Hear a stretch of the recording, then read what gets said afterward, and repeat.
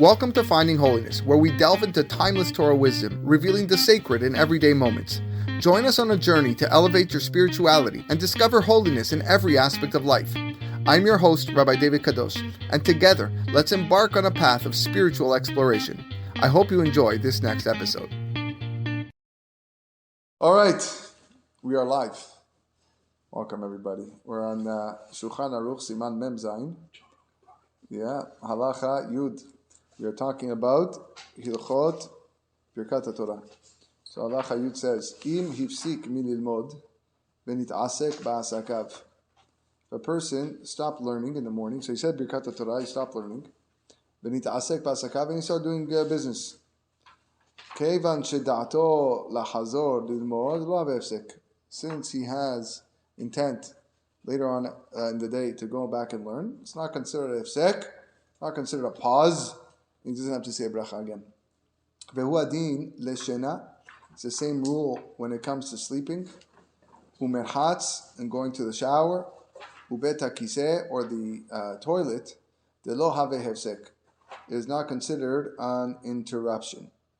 Okay, so that's the halacha. Let's look at the Mishnah Berurah at the bottom.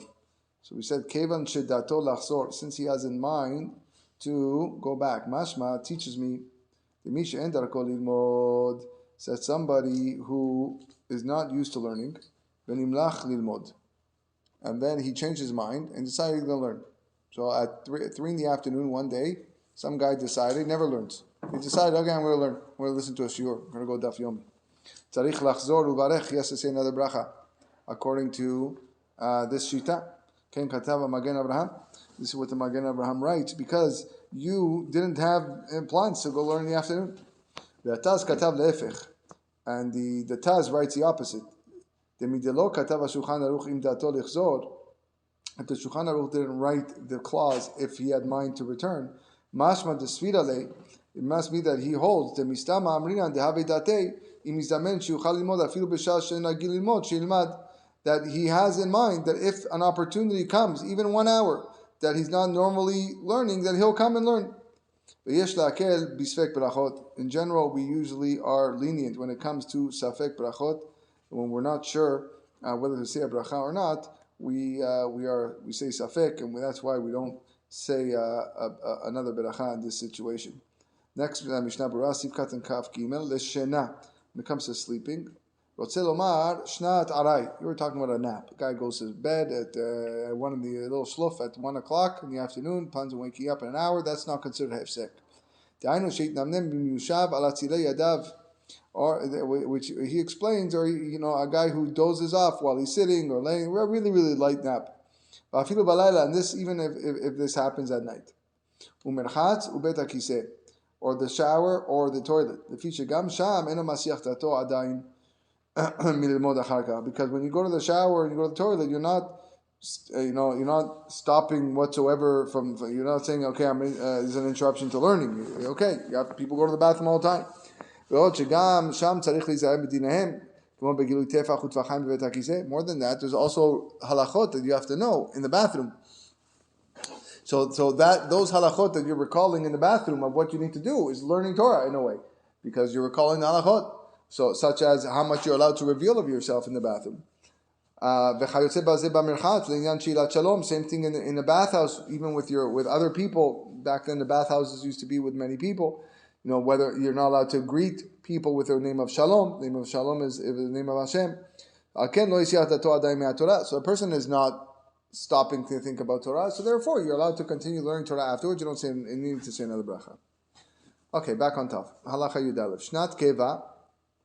Bayom amitato havefsek. If a person has a good sleep during the day on his bed, this is considered a hefsek. V'yesh omrim delo havefsek, and some say no, it's not considered hefsek. It's not considered an interruption. V'chen nahagu, and Shulchan Aruch says, and this is how we are noheg, that if a person takes a nap in the during the day, it's not considered hefsek, and you don't have to say another bracha. So it says Mishnah Berurah at the bottom. V'chen nahagu.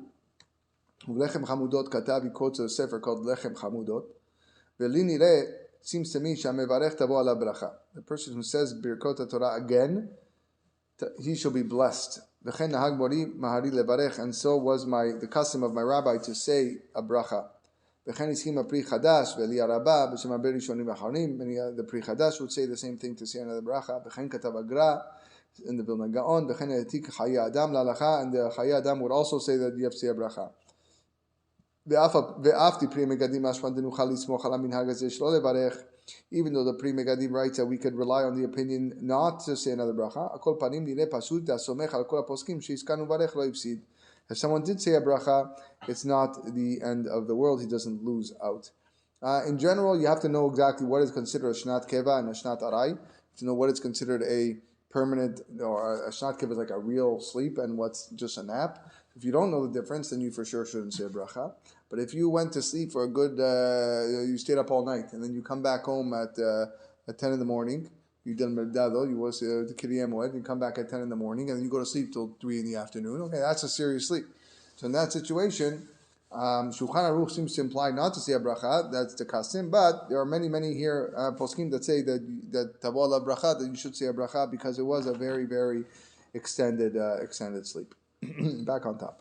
Halacha Yud Bet. Af im lamed balayla, halayla holech achar hayom, she'avar ve'eno tzarich lachzor uvarech kol zman shelo yashen. So even though you are learning at night, so just restate the rule. The night begins a new day. Okay, so now it's already nighttime. So technically we're on the next day. So, but I said Birkot Hatorah this morning when I woke up. But now it's a new day. It's nighttime now. So do I have to say Birkot Hatorah again now that we're learning? So that's what this halacha says. Afim lamed balayla, halayla holech achar hayom she'avar. Even though you're learning now at night, then tonight really is connected to the previous day that just passed. As long as you don't sleep, you don't have to say another Birkot Hatorah. And that's why we didn't say Birkot Hatorah now before we learned. Let's look down at Mishnah Berurah. Even if the guy didn't learn anything during the day, and this is his first time learning, then he still doesn't have to say Birkot Hatorah again. Because the night is connected to the day preceding. As long as he's awake, because technically he can learn whenever he has an open chance. And the interruption throughout the day is not considered a real interruption when it comes to Birkat Hatorah. As long as shelo yashen, that he did not sleep. Rotze lomar shnat keva. This is a real sleep. Aval im yashen shnat keva al mitato afilu b'tchilat halayla hashiv hefsek. If a person did have a sleep even at the beginning of the night, it's considered an interruption, and he would have to say another bracha. And even according to the opinion in the previous halacha that said v'yesh omrim it's not a hefsek, would agree here in this case it is a hefsek and you have to say another bracha. If he was awake all night, some say you don't have to say Birkat Hatorah in the morning, and some say you do. Because the Chachamim instituted this bracha every day, similar to all the other Birkot HaShachar, usafek berachot la'akel, and whenever you're in doubt, safek berachot la'akel. We don't say a bracha. Achim efshar lo yireh lishmoa Birkat Hatorah me'acher, v'yomar lo shechaven nosio me'abrachot, v'hu yechaven natzet v'ya'aneh amen. What's best to do is to hear the Birkat Hatorah from somebody else who clearly woke up, and just answer amen from him. And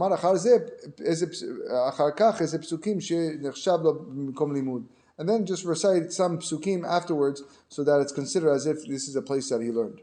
Or you could have in mind to fulfill the mitzvah Ahava Rabbah, which we spoke about last time. And then learn a little bit after Shachrit. If a guy took a really good nap during the day on his bed, and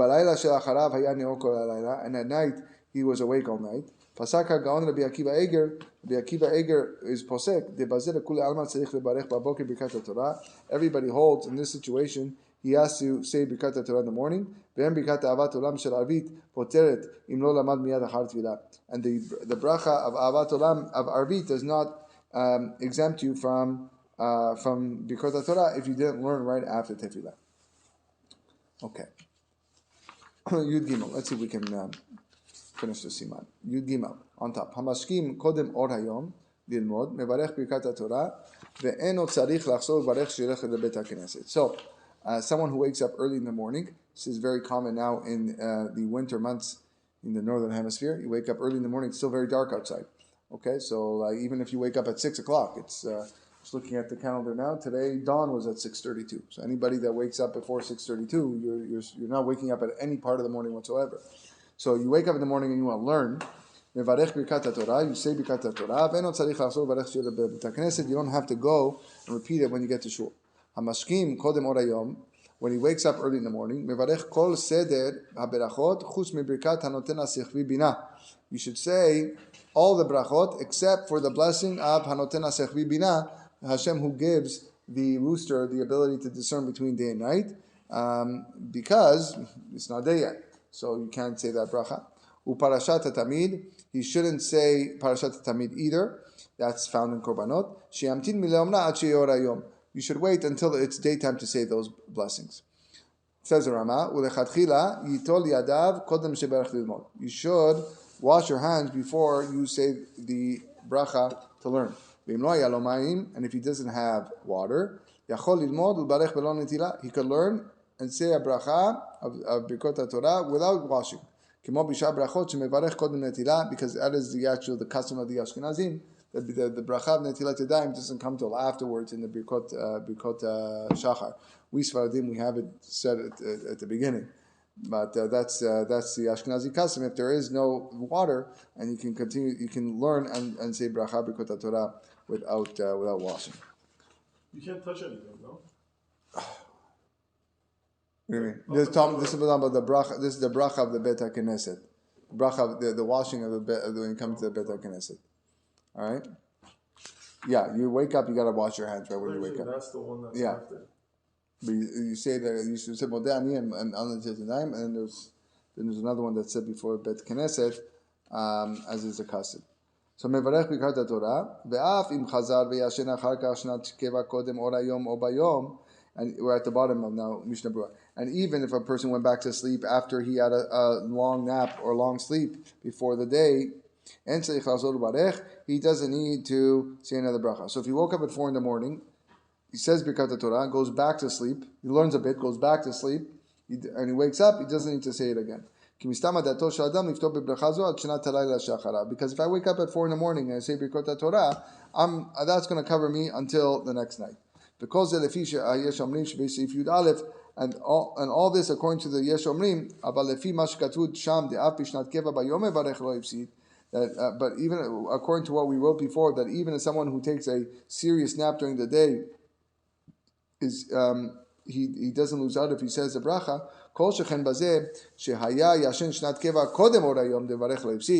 According to those opinions that said it's not a problem to say another bracha, here for sure you should probably say another bracha because it's still night. Kodem or hayom, before daytime. Even if someone wakes up at 2 in the morning for whatever reason, and wants to go back to sleep,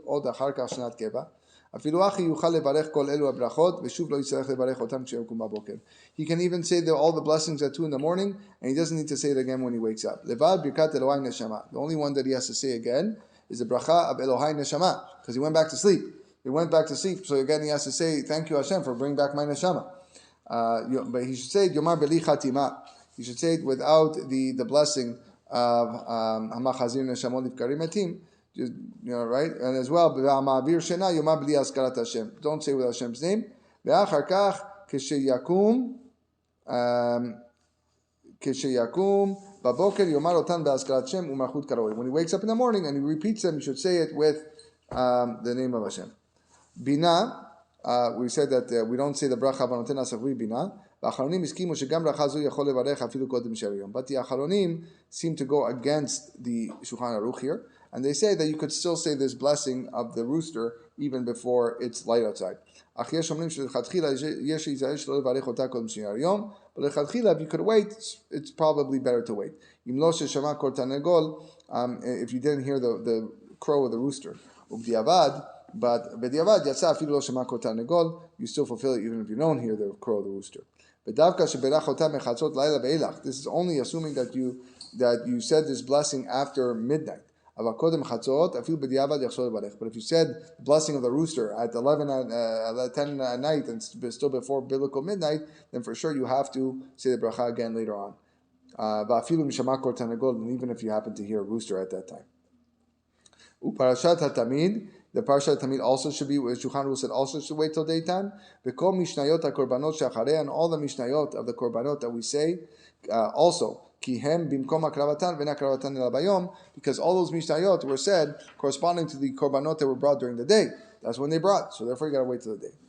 Lilmod ulbarech, v'yikanach yadav mikol midei dimnake. He should wipe his hands from anything that is needs to be cleaned. Last halacha in the siman on top. Nashim mevarchot birkat Hatorah.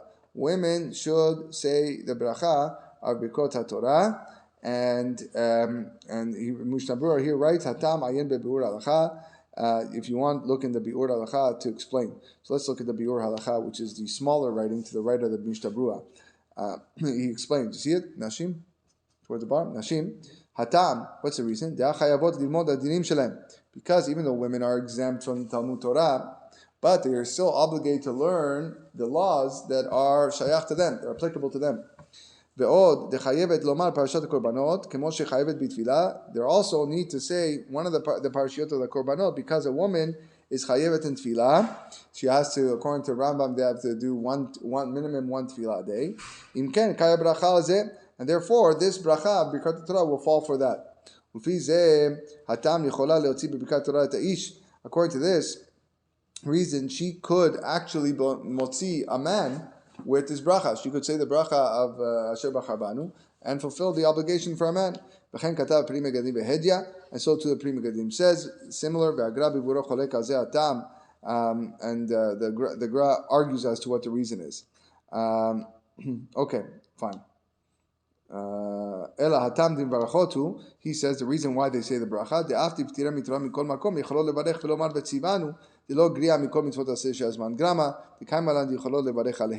Okay, so this is for Ashkenazi women who have the custom to even say a bracha on mitzvot that is a time-bound mitzvah. So they could still say vetzivanu, that they were commanded to do so because they have the custom to say the bracha. If they want to shake a lulav, for example, they're allowed to, and Ashkenazi women say a bracha. Sephardic women don't say a bracha if they want to shake a lulav because it's a time-bound mitzvah that they're not obligated to do. Okay, how are we doing on? The law was different, right? For women coming, let's say later on in the day, they learn throughout the whole day, and they come later on in the day. They have to repeat Birkat Torah. Like men don't. Right? They come later and they when? Let's say a woman, she says Birkat Torah in the morning, then she comes at night, and then she goes to shul at night. It's not the same as a man who says, does the Birkat Torah in the morning? None of them have to repeat it. No, I thought I remember we did in Gemara Birkot that like the women were different because they go out, they don't think about it, they're out shopping or whatever, they don't think about Torah, so it doesn't count the whole day. Like it's an interruption. It's I don't know. I thought I remember that. Listen, if it seems that the same laws would apply. So if you have an Eseyach Hadat, like we said, the guy that normally doesn't learn, and then all of a sudden, didn't we say even though it still counts? So you still have to say even if he doesn't normally learn. Didn't we say that? We said a guy that normally doesn't learn. Okay, where was it again?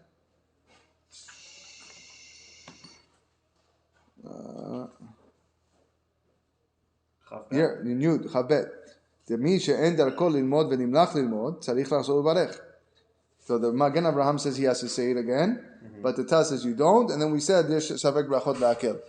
Safek Brachot La'akel, you have two opinions, probably best not to say a bracha in that situation because of the Safek that's involved, the doubt. So that's generally how we practice whenever we have a doubt for a bracha. So the same thing would apply here for a man or a woman. Even for women, of course. Women are obligated to say Birkat Torah. That's why he brought that halacha. All right, good. Let's go on.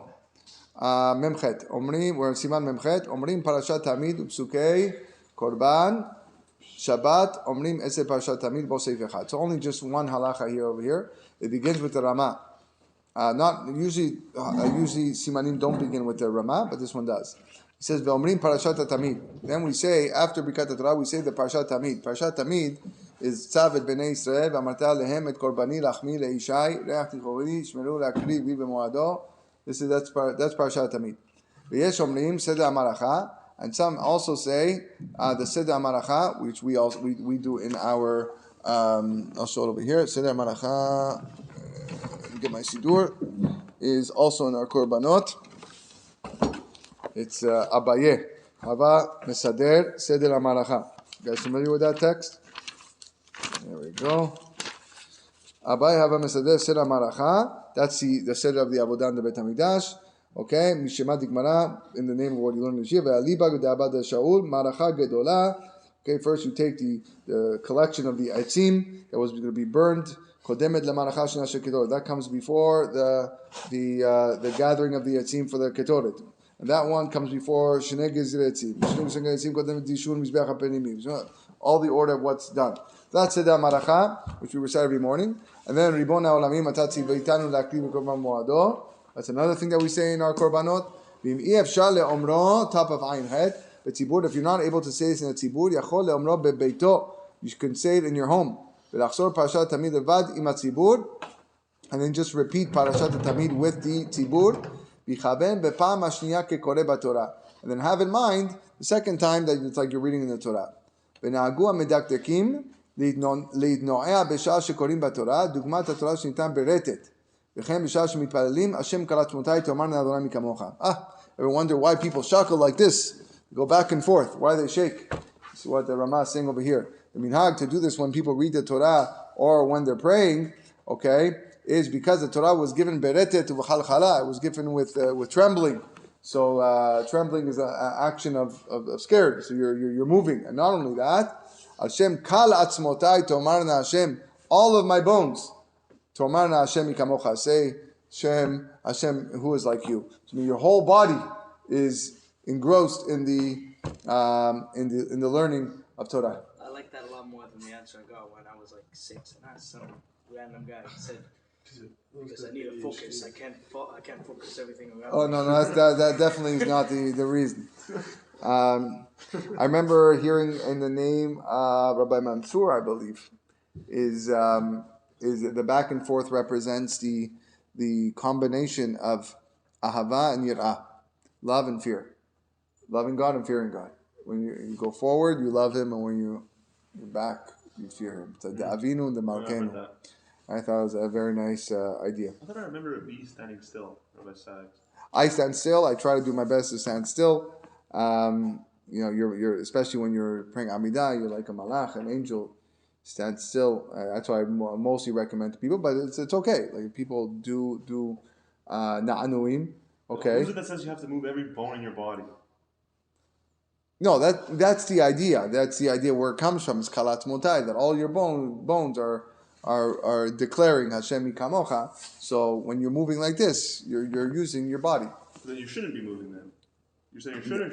That means you should be. That's why he's telling that the minhag that people are to do that. This is where it comes from.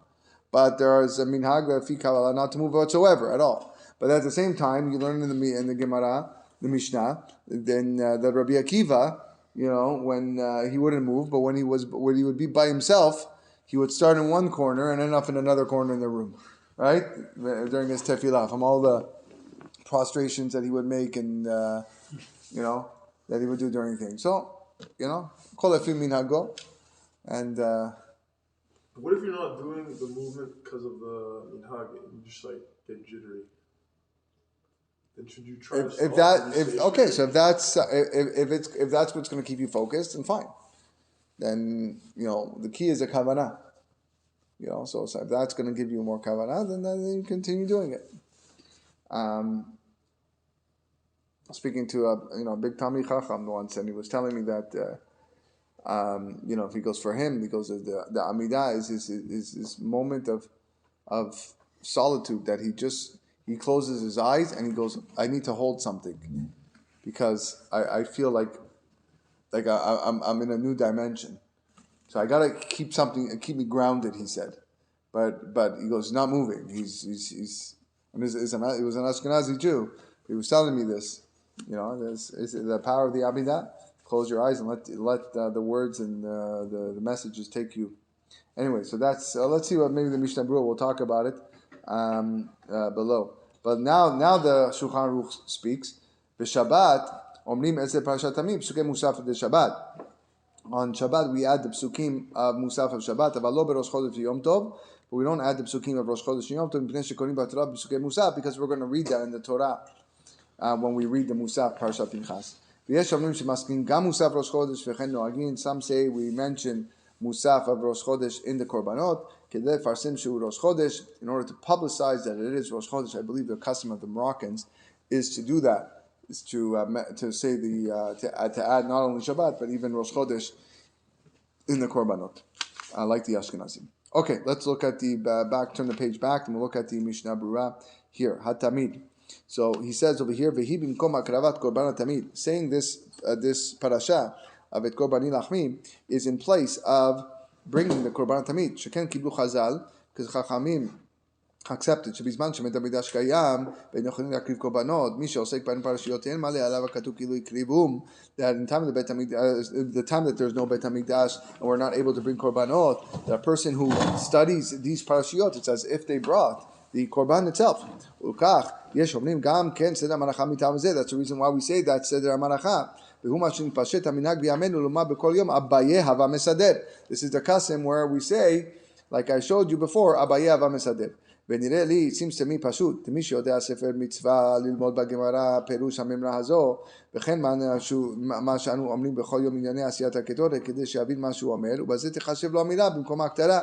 If a person knows how to study the Gemara and the Perush that is connected to this, that's what they should do. They should learn more into it. וכן כתבו הספרים, דמה שאמר הגמרא כל העוסק בפרשת עולה, הכוונה שהוא מתעסק להבין ענייניה, לא אמירת התיבות לבד. It's not just enough to just read the words like we do, איזה ומקומן של זבחים, but learn, actually figure out the commentary that's involved with it. Halvai, we even get to that the level of just reading it, because most people just skip the Korbanot. But if you're at the level that you can learn it, then learn it. כתב המגן אברהם, פרשת הקורבנות יאמר בעמידה. That the korbanot should be said while standing. This is not the custom of the Sfaradim. Dugmat korbanot shaya ba'amida, because the korbanot used to be offered while the Kohanim were standing. V'ayin v'sharet tshuva v'shem kama chanunim shechokin hazeh. But the sharet tshuva brings down many people that argue on this. U'bipri megadim. Next page. Katav de kol makom v'parashat tamid raui le'amod. Should try at least parashat tamid to stand. Shekorin b'tzibur b'kol ram, because read out loud in the with the tzibur. גם שכתב בבאר היטב בשם דרך חוכמה שיזהר לומר פרשת התמיד בציבור עם השליח הציבור, should try to say that parasha with השליח הציבור, עיין בשערי תשובה שהשיג על זה. כתב הפרי מגדים, מה שכתוב בסידורים בנוסח יהי רצון, כאילו הקרבנו קורבן התמיד, okay? If you look and you pay attention to that יהי רצון, where we say Hashem, it's as if we brought the קורבן התמיד, יש גורסין, הקרבתי, some סידורים write the word, הקרבתי, I brought, and not הקרבנו, we brought, Eno nachon. That's not right. Ki hikrafti beparashat chatat be'alim kai. Mashen ken betamid en yachid mikre be'alim. Because you can only say hikrafti with regards to a parashat chatat, because the parasha of a korban chatat has to do with the owners of the chatat. You sin, so you have to bring the thing. So you could say hikrafti. But with regards to parashat tamid, the parashat tamid does not belong. There's no ownership there. It's belonged to the whole kahal. So you have to say kilu hikravnu. Ubetura girsa. כאילו קרב התמיד במועדו, וזה נכון. בשעת תשובה משלם גם גרסה שלנו. Okay? Also, בית בציבור, should be done בציבור, שדרכם באותו מקום לומר רק פרשת תמיד לבד בציבור. That was the custom to do so as a ציבור. ולחזור, שמנהגם היה מקדם לומר הכל ביחד בקורם, the custom of olden days was to say it all together, loudly, ואם כן לא יכול לשתוק בעת שאמרו בציבור, and therefore, and if so, a person is not able to be quiet when he is saying with ציבור, יהיה מנכר מילתא, so that it is recognized that this is what's happening. Bichaven, בפעם שנייה קרוא בתורה, ין בטוח שהוא רק לרבחא דמילתא, שלא יהיה נראה כאילו מרכיב שני תמידים. We don't want it to seem that you're bringing two tamidim. There's only one korban tamid, so therefore you're doing it differently, as reading it like you're learning Torah, so that no one thinks that you're bringing two tamidim. Again, that's not the custom. We don't really have this custom nowadays where this is broadcasted publicly, but this seemed to be the custom at the time many years ago. B'shah shemitpalelim. So the Rama said that people would shake and go back and forth when they would pray. V'yesh poskim shecholkim hazeh ve'omrim debatefila en leidanea. Right. This is what we're talking about. The people that argue and say that you should not be shaking when you're praying Amidah. V'rak b'psukei dezimra b'kat kriyat shema ve'limud Torah, and only during psukei dezimra and kriyat shema and learning Torah afilu shebe'al peh haminag leidanea. Katav Magen Abraham, and the Magen Abraham writes, "U'da'abed kemar abed, daver kemar abed." Magen Abraham says, "You want to do like him and shake, okay. You want to do like him and don't shake, okay. Meaning akol kasher, everything is kosher. V'akol lefi ma shehu adam, and that's what I was saying. Everything is based on the person. Im mechaven hetev al yedei tenuah yidanea. If you're going to concentrate better by shaking, then shake." Ve'im lav ya'amod kach. But if not, just stand. U'bilvad shechaven libo. The key is to have concentration. Uksat midan ne'im tenuah meshubeshet shaguf omed al omdo rak barosh hofech pam liyamin u'pam lismol derech ga'ava. He says there's some people that shake wrongly and they do it in a haughty way. They do it with arrogance when they go left and right. He said left and right, don't do left and right. You want to shake, you can go back and forth, that's beseder. But to go like this, that's considered derech ga'ava, considered arrogance. And la'asot ken. Person shouldn't do that. All right. But you used to go left and right. Yeah, don't go left and right. I didn't know. Yeah. But it was just said before that if you want to shake, if you want to do whatever, like whatever makes you concentrate better. Shake front and back. Don't shake left and right. Why? But if I feel more comfortable shaking left and right, like that's my form of being connected to like whatever I'm doing. I'm not gonna like stop shaking left and right. It's like you're showing off. Did you explain why left and right? Yeah, why left and right? I can see that. When you see some people that going like this, you're like, into it. He doesn't explain why it is, but en derech la'asot ken. You're like, it's normal. En la'asot ken. You just shouldn't do it. But shouldn't it be obvious that if you want to shake or if you want to do whatever you want, like while you're praying or like while you're learning, like shouldn't it be obvious that whatever you want to do? No, nothing in Judaism is obvious. No, but like why is it to mention? Okay, like if you want to shake, you can shake. Like yeah, I know. Like if I want to shake, I'll shake. Maybe Clearly, it's like you're saying the left and right, which is not shut. No, but again, like if I want to shake left and right because that's what I feel is the most like connection with me, then why can't I do it? Because you're clearly saying it's a haughty thing. But what if I don't feel haughty doing it? Like what is it's not what you feel. It's like what if this to me is like I don't like this. I still care about your feelings. It's not. I hear what you're saying. It's not. That's not apply anywhere else in Judaism. It's not like, I just do what I feel like. It's always a law. If you don't even feel like, that doesn't make any sense, you still have to do it. It's like, I feel more connected to Hashem when I wonder it might have to do with impeding. You're not bowing down. But also impeding on the person praying next to you, right? Which is brought down in other places that a person, if you're going to cause a person to lose concentration because who knows what you're doing with your body, okay, then you shouldn't do it. All right. But that's going to happen if you're going back and forth. It's like it looks like you're avoiding bowing down because I don't bow down to Hashem. I just go side to side. If I go back and forth, I go like this, it's good. Like, everyone's got their way. Everyone's got their way. This is maybe why it's best to stay still for everyone listening online. This is probably always best to stay still because you're not. That's why I agree with the Mishnah Berurah says over here that in Tefila for sure, that person should try his best to stay still. It's a very poem. The other time, you're learning Torah, you need to get in, you got to keep yourself awake. All right, so you're just moving, whatever. Then okay, or stand up, right? So in that situation, it's fine. But for Amidah, the person should really try, especially Sfaradim, they should try to be to stay still. Okay, let's just finish the last Mishnah Berurah over here. So he said that the custom of the Rama says the custom is to add the paragraph of Rosh Chodesh in the Korbanot. And he says over here kedei lefarsem, to publicize Rosh Chodesh. Aval Yom Tov en tzrichim lefarsem, but you don't need to publicize Yom Tov shekvar hu mefursam me'etmol, because Rosh Chodesh was already publicized the night before. Aval Shabbat Even though it's already publicized before, you still say it again shachrit. Because there's only 2 psukim in the parashat of the Korban, which we happen to read on Rosh Chodesh as well. It's only 2 psukim, so it's not so much of publication. Okay, we'll stop the halacha portion of that here, and we will continue now with the next piece.